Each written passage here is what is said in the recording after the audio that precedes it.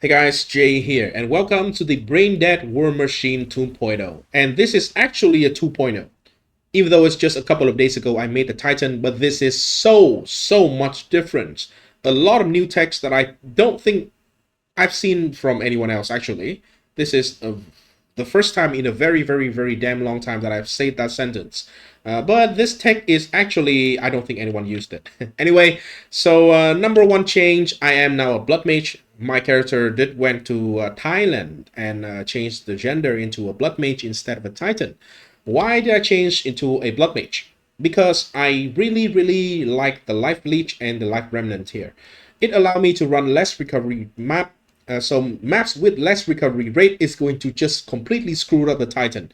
As I map with the Titan a little bit more, it just show the problem, right? Especially with the Comb's Heart and Veil of the Night setup, we don't have any spirit. Therefore, we cannot even use the Time of Need gem, which is really damn good with the reduced duration here. So, long story short, now we are a Blood Mage. And a Blood Mage actually, just like by accident, it unlocked a new way of scaling the life cost for me.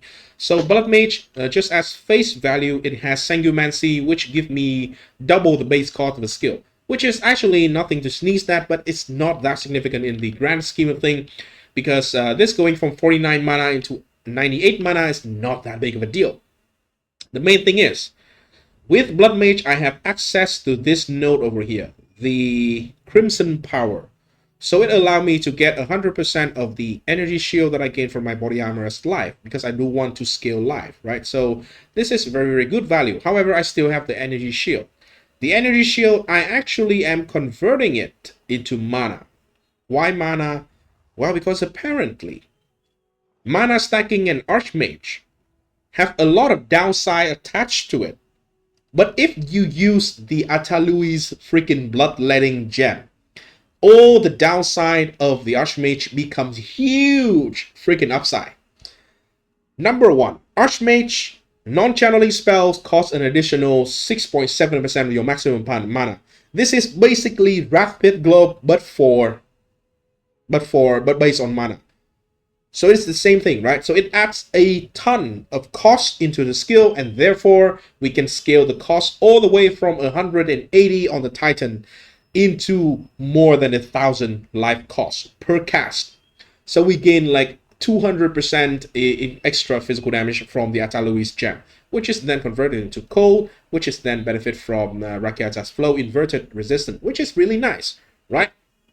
This is the first thing in a series of things that, the mana stacking archetype is going to turn all the downside into upside. Eldritch Battery have a huge downside of doubling your mana cost. Apparently, it also freaking doubled the cost of this thing. Yeah, so we have a lot more cost, right? So, in general, this is just insane value. And then we also have a couple of nodes that is normally just good for mana stacking, but it come with a downside of, for example, this one, raw mana, 8% increased maximum mana, but 10% increased mana cost of skill. Guess what? We like to increase the cost of skill with the Atalui's bloodletting, unlike the traditional like Archmage build, which you want to reduce the cost because you cannot sustain the mana. So we gain a lot of upside from just scaling the mana, and because mana gear and mana scaling as a whole archetype is actually very out of the meta right now, so we can get insane gear for very cheap value. Obviously, we still want a body armor with ES, so as much ES as possible. I am opting for spirit as well, because I really like spirit. I want an extra amount of spirit in my body armor so I can fit in the blasphemy here. If you don't go for spirit in your body armor and you just go for spirit for pure ES, you will get more ES, will get more mana, but you cannot get the blasphemy into the setup. I like blasphemy without any like further investment into skill tree, into curse magnitude, into aura magnitude. It already slowed nearby enemies by 48% just by itself. Just the gem, blasphemy, temp chain, not even to level 20, slow potency, ritualistic curse, and magnify effect just for AoE, and this is the only like slow scaling. So yeah, it just slowed down enemies by a lot. And with this, actually running Delirium maps is super comfy because you no longer get swarm anymore. And with this new setup, by the way, because of having Spirit, right? So I can actually get cast on crit. So we get cast on crit with Comet and pinpoint critical just to cap the crit chance. Because I am having, without the pinpoint critical, I am having roughly, yeah, 60 ish percent here, and now I have 100%, just like perfectly 100%. So it's very consistent. And Atalui's Bloodletting again, Rakata's Flow, and Embittered. And I am able to use two set of Atalui's and Rakata's Flow because of Solus Ipse. And we get double the amount of allowed lineage skill gem to use in our setup. And yeah, that is basically the whole setup. We have now 4 skill, but you know, 3 of them is just a like activating skill, so you activate it and you forget about it. And Life Remnant, we get the 2 Remnant support into it. And then we have a couple of like random gems in here, so we can get 10 strength, 10 dexterity, and 10 int into the total support gem. Why do we do that? Because we want to satisfy the requirement of gem enthusiast. So we get 5% life, really good. 5% mana, actually really good. It used to be useless, but now it's really good. And of course, 5% movement speed is always freaking insane. Anyway, the rest of the skill tree is still kind of the same, right? For the Titan, I go out this way and just basically almost the same skill tree. For the Blood Mage, I go out this way from the start, and then yeah, it's just the rest is basically almost the same. I do get the efficient inscription here, and I do change a Megalomaniac to get Profane Commander and whatever the other node is. So Profane Commander is going to give me a little bit more spirit to fit all the things that I have here. If you have enough spirit already, you don't need this node, but I do need this node to get enough spirit to fit in all the 3 things here. So this is going to be 90 spirit because 10% increased reservation here. This is going to be also 90 spirit, so that is 180. And this is 10% reserve, so it is going to be 54 spirit. So a total of 214 spirit is going to be needed, right? If you have more than that amount, you don't need this node, but I need this node to get just a little bit more. And this node to reduce the reservation efficiency of the... wait a minute. Did it reduce? Actually, I think it does reduce the cost of this thing because... oh, yeah. It does.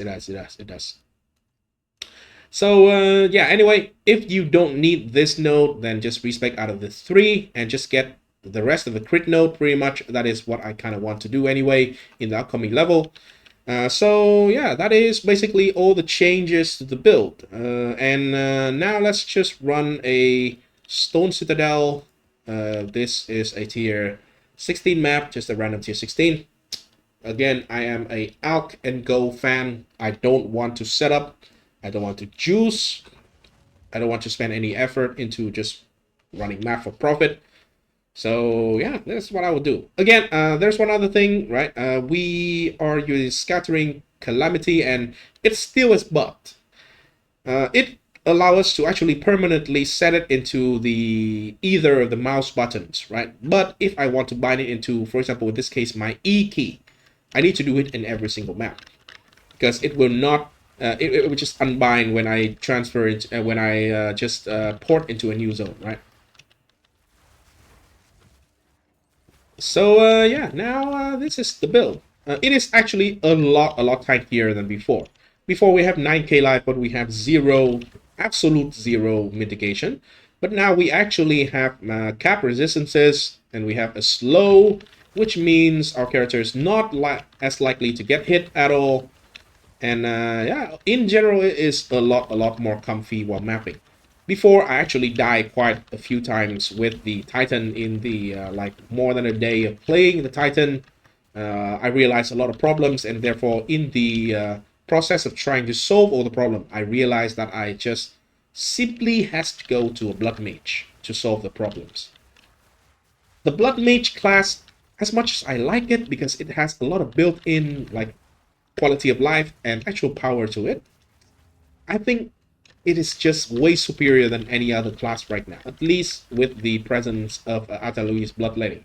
If GG decided to like nerf Atalui's Bloodletting, then maybe the class is going to be okay. But with Atalui the way it is right now, it's just going to be straight better than basically anything else for casting, right? For caster.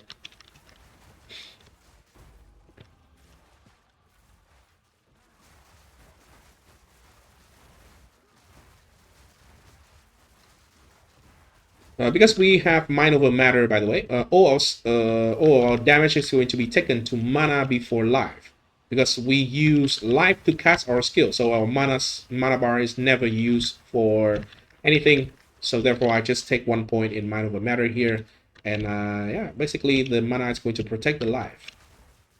So it actually works out. I pretty much inverted the original role of mana and life.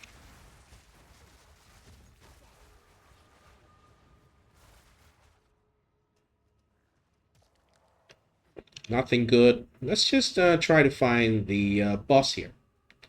I think we should be rushing this way. Is this the boss? Yes, it is. Hopefully, I will not die and embarrass myself. Hopefully. Hopefully.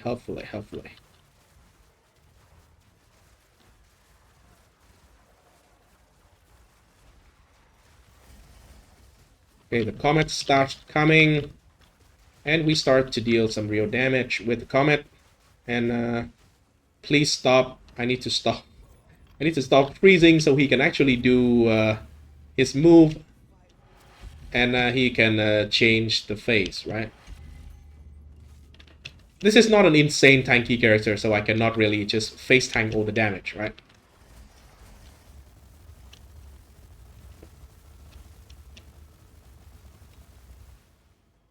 Still kind of need to move around. Come on. Yep. And now we can simply just gun him down, pretty much. Okay, I am sitting on a freaking chill ground or something, I think. Okay, he's frozen. Why is there no comet? Oh, there is comet, but I cannot see it because the boss is too big. Okay, cool. So yeah, that is the build. A little bit of showcase in a Citadel map. The map boss, right now, the map bosses actually feel like an actual fight. So yeah. Let me know what you think about this build, and thanks for watching. I will see you in the next video. By the way, there will probably be at least one additional build before we get to the POE1 hype train, because it's around 2 weeks until we will get things like more information about the POE1 patch, more like hype, more information. The what is it? The reveal live stream is going to be 1 week before the actual release date, right? Normally it is around that time, so it should be very, very close already, because GGG has mentioned that the leak is going to be on the 31st of October, which is the exact end of this month. So I am really looking forward to it. But this leak, POE2, by the way, for me is insane amount of fun in terms of like longevity. I am really enjoying the leak because you know, they remove a lot of clunk in in casual mapping, and in terms of like builds, there's just so many damn things that I can try. By the way, on YouTube here, you will see just like probably 10% of the total things that I have tried.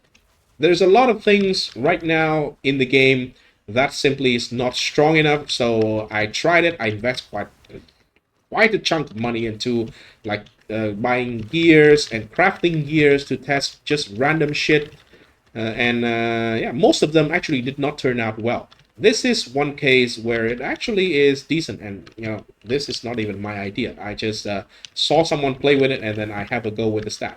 I just saw someone play with the scattering calamity, and then I just have my way with it, basically. The way of scaling this build right now is completely different from the original. I think it's called Wizard Rambo Wizard, whatever the original creator um, is calling it. I will probably leave a link to his video in the description. I don't think he need any form of like exposure from such a small channel as mine, because I remember the last time I saw it, the video is already like 50k views, so it's not going to gain any extra. But you know, still, that is some kind of respect that I can do for people who actually came up with and actually first tried something that's really cool and then share it with the community. So yeah, that is everything I want to share with you in this video today. So thanks for watching, and I'll see you in the next video. I think I already said it, but you know, I'll say it again. Peace.